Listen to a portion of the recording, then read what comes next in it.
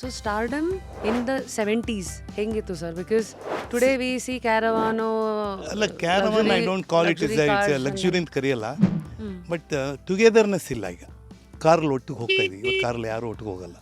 ಎರಡನೇದು ಒಟ್ಟಿಗೆ ಊಟ ಮಾಡಲ್ಲ. ಈಗ ಬರ್ತಾ ಬರ್ತಾ ಎಲ್ಲ ಕಡಿಮೆ ಆಗೋಯ್ತು, ಯಾವುದೂ ಇಲ್ಲ.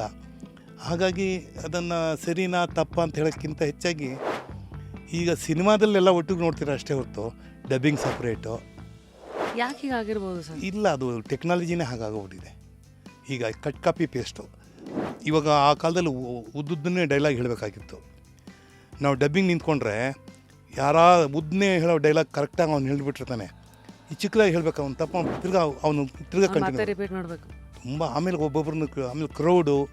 ಸೊ ಇವೆಲ್ಲವನ್ನು ನೋಡ್ತಾ ಇದ್ದಾಗ ಒಂದು ಕಡೆ technology has helped us, but utilisation is wrong.